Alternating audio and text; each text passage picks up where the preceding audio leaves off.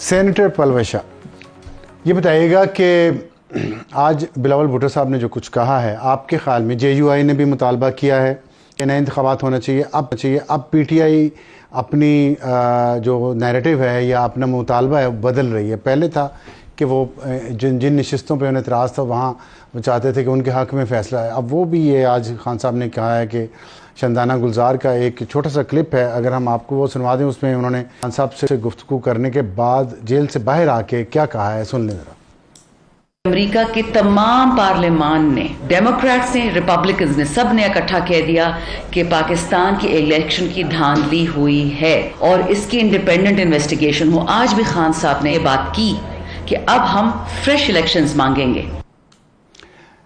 पलवैशा, ये बताइएगा कि आपके ख्याल में जो अमेरिका से करारदाद आई है और जिस तरह JUI ने और PTI ने फ्रेश इलेक्शंस का कहा है, और भी कुछ जमातें हैं, छोटी जमातें जो ये बात कर रही हैं, पाकिस्तान पीपल्स पार्टी का क्या मौक़िफ़ होगा इस पे?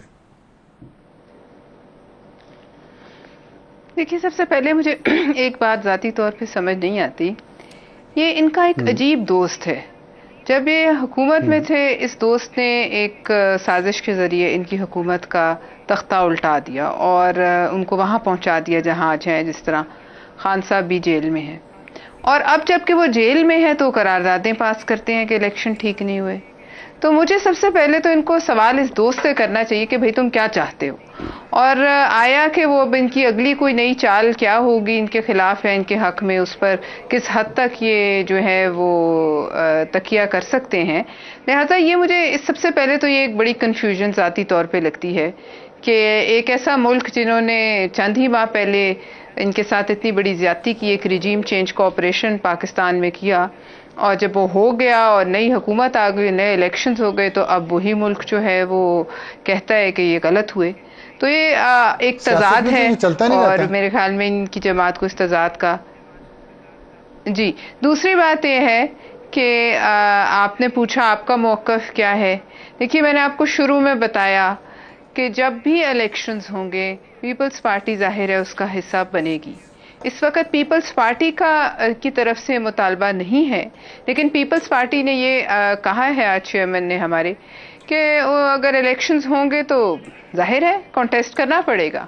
हम इलेक्शन से भागने या फरार का रास्ता इख्तियार नहीं करते। ये हो गई हमारी ऑफिशियल। आपके ख्याल में लेकिन अब सार आलम साहब, मैं आपसे एक सियासी इस्तेहकाम भी चल रहा है,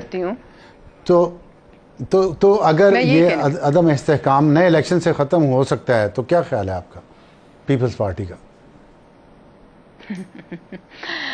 पीपल्स पार्टी का ख्याल तो मैंने आपको बता दिया कि जैसे भी हालात हो इलेक्शन तो लड़ेंगे, मैदान में दौड़ेंगे। वो अलग बात है कि उसके बाद क्या बनता है, अदम इस्तेहकाम होता है, इस्तेहकाम आता है।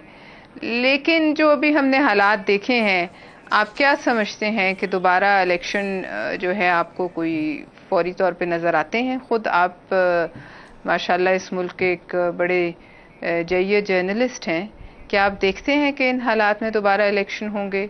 और अगर होंगे तो क्या गारंटी है कि उसका भी यही अंजाम नहीं होगा जो इन इलेक्शंस का हुआ है? क्या ऐसी ये गारंटी जय्यद जर्नलिस्ट के पास तो नहीं है, किसी और के पास है तो मैं कुछ नहीं कह सकता। बैरिस्टर अकील साहब, आपके पास है कि जेन्युइन गारंटी? अच्छा, मैं अकील मलिक साहब से पूछता हूँ कि उनके पास है कि नहीं है, कि अगर इलेक्शन दोबारा हुए तो क्या इस्तेहकाम आ सकेगा, इसकी कोई गारंटी है? देखिए, ये इलेक्शन बार बार की उसकी डिमांड करना जिस तरह PTI कर रही है, दीगर पार्टीज कर रही हैं, JUI ने भी किया माज़रत के साथ। मुझे समझ नहीं आती। नहीं, JUIF हमारी इत्तेहादी नहीं, लेकिन उन्होंने कहीं ना कहीं आपको सपोर्ट जरूर किया है। मेरे ख्याल से सुप्रीम कोर्ट में रिजर्व सीट्स के मामले पे सपोर्ट हुआ है, लेकिन वो क्योंकि रिजर्व सीट्स के बेनिफिशियरी वो खुद भी हैं, तो इसलिए उन्होंने वो सपोर्ट कर दिया और उन्होंने अपना मौक़िफ़ वो लिया। लेकिन जहाँ पे मेन तो जो पार्टी डिमांड कर रही है बार बार इलेक्शन की, इस पार्टी से आप क्या तवक्को रखते हैं, जो कि पार्टी ओवरनाइट जो है पार्लियामेंट को असम्बलियाँ तहलील करके तो जो है वो चले जाते हैं। इस पूरे पॉलिटिकल प्रोसेस को और इस पूरे असेंबली जो डेमोक्रेटिक प्रोसेस आइन में बिल्कुल है, इजाजत है, गुंजाइश है, लेकिन किसी की विम्स और विशेस पे तो नहीं हो सकता ना। मतलब अगर वाकई कोई ऐसे सुप्रीम कोर्ट ने उसको अंडू कर दिया था। देखिए, मैं यही कह रहा हूं कि फिर किसने सफर किया? पाकिस्तान की डेमोक्रेसी ने सफर किया ना। आपके सूबों में हुकूमत नहीं थी, आपकी भी गलती, आपकी सूबों में हुकूमत नहीं थी, तो उसमें इशू ये है कि ये अब इलेक्शन हुए 4 महीने हुए हैं, अब ये कहते हैं कि अभी तो इलेक्शन पिटिशंस का भी फैसला नहीं हुआ। कोई ऐसा एक एग्जाम्पल हमें बता दें कि इलेक्शन पिटिशंस के ऊपर कोई ऐसे, वो जो 35 पंचर वाला नारा लगाया था और वो कहते थे कि 35 पंचर, और उसके बाद फिर ये इस पूरे तजर्बे का जो हमने देखा, जो तजर्बा हुआ बानी पीटीआई वाला, तो मैं अभी ये इस बात का कायल बजाते खुद नहीं हूँ। पाकिस्तान की इकॉनमी बड़ी फ्रैजाइल है, अभी अल्लाह अल्लाह करके जो है थोड़ी बहुत गाड़ी पटरी पे चढ़ी है। इसका मतलब ये नहीं है कि गाड़ी तो पटरी पे चढ़ गई है, लोग पटरी के ऊपर लेट गए हैं। ये मैं बताऊं, खुदकुशी करने के लिए ब्रेक लेते हैं, लेकिन ब्रेक से जाने से पहले आपको एक चीज़ बता दूं कि यहाँ पे कल इस्लामाबाद में जलसा होना था पीटीआई का, जिसकी इस्लामाबाद हाई कोर्ट से आज पिटीशन का फैसला भी हुआ। और अब अहलियान तरनौल, जहाँ पे ये जलसा होना था, उन्होंने एक दरख्वास्त दी है चीफ़ कमिश्नर इस्लामाबाद को कि ये हमारी जगह पे जलसा हो रहा है, हमारे घर करीब हैं, यहाँ पे मुहर्रम का महीना है, ये हमारे लिए मुश्किलात पैदा करेगा, और मुहर्रम के महीने में यहाँ पे साउंड सिस्टम पे म्यूज़िक बजाया जाएगा, डांस किए जाएंगे, इसलिए जलसा यहाँ पे ना किया जाए, कहीं और किया जाए। उस पर देखते हैं चीफ़ कमिश्नर साहब क्या फ़ैसला करते हैं, और हुमायूं मोहम्मद साहब से पूछेंगे कि अब वो क्या करेंगे।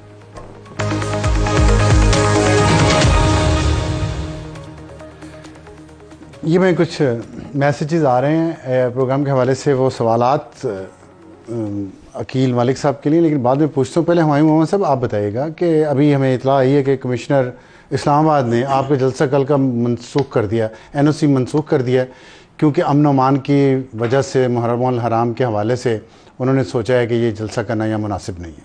वो ये तो नहीं लिख सकते थे ना, हमें डर लगा हुआ है, इसलिए हम ये जलसा नहीं कर सकते। पीटीआई से डर लगा हुआ है तो हम पीटीआई को पावर शो हम नहीं करने देंगे, क्योंकि हमें डर लगा हुआ है। लेकिन मैं एक चीज़ बता देता हूँ, असेंबलीज में हम पावर शो करें। देखिए, अवाम की पावर शो, वो तो रिप्रेजेंटेटिव्स हैं अवाम के, तो एक ही बात हम नहीं, बहुत फर्क है सर जी, बहुत फर्क है। अब मैं बात, जलसे से फर्क पड़ता, बहुत फर्क पड़ता है जी, बहुत। मैं आपको बता देता हूं, आज इमरान खान को आप लोगों ने रिहा कर दिया ना, बनी गाला पहुंचने से पहले, अगर वो बाय रोड बनी गाला गए, बनी गाला पहुंचने से पहले ये हुकूमत गई। अच्छा, डेफिनेटली, ठीक है। एक भी चीज है, मैं एक चीज है इससे पहले आपने मुझसे एक सवाल पूछा था कि देखिए, हंसने तो दे मुझे थोड़ा। नहीं, मैं खैर, आप अभी आपके हंसने के दिन है, आगे भी हो जाएगा, लेकिन देखिए इस तरह है, पाकिस्तान तहरीक इंसाफ ने एजुकेशन के लिहाज से अल्टरनेटिव लर्निंग पाथवेज 327 बनाए, उसमें 11,000 एडमिशन हुई हैं। 150 स्कूल डबल शिफ्ट पे हुए, उसमें तकरीबन 10,000 एडमिशन हुई हैं। अर्ली चाइल्ड क्लासरूम्स 500 एक्स्ट्रा बनाए हैं।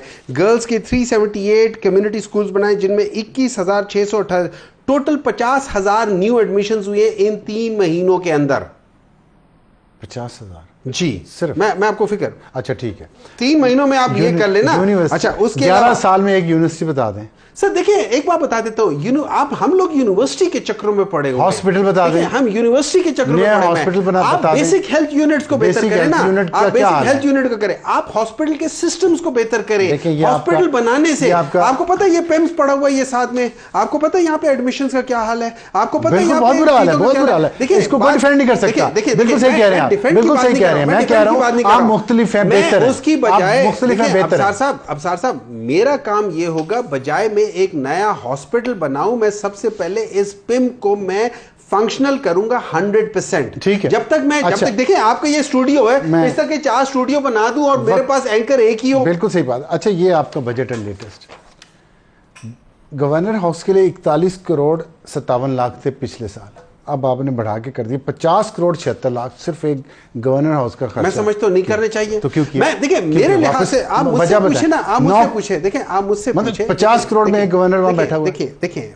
देखिए, it's not only one governor, पूरा हमला होता है, उनकी तनख्वाहें होती है, इसमें 90% तो तनख्वाहें होंगी। इतने हमले की जरूरत क्या है इस गुर्बत में? आई टोटली एग्री, इनको मैंने पूछा, I totally agree, I cannot defend this thing. करे काम करवाएंगे। मैं बिल्कुल, मैं आपके उस लिहाज से कहता हूं, मेरे अगर आप पूछे ना इस बजट में क्या खराबी है, इस बजट में अगर हम अर्जेंटीना की मिसाल ले ले, जहां पे हावियर मिली आया हुआ है, उसने 7 महीनों में अपनी इन्फ्लेशन 25.5 से 4.2 किया। पता है कैसे? उसने अपने अखराजात को ड्रास्टिकली किए। आई विश कि हमारे यहाँ भी पलविशा ये बताइएगा अखराजात को ड्रास्टिकली कैसे नीचे लाएं। आपका गवर्नर है फैसल करीम कुंडी साहब उनके बारे में खबर आई पहले कि उन्होंने जी अपना घर जो है ज़ाती उसको डिक्लेयर कर दिया है कैंप ऑफिस, और वो सारा 50 इसका करोड़ रुपया इसका खर्चा है सालाना। तो आपको तो चाहिए था कम से कम आप भी कोई बेहतरी लाती, आप भी वैसे ही,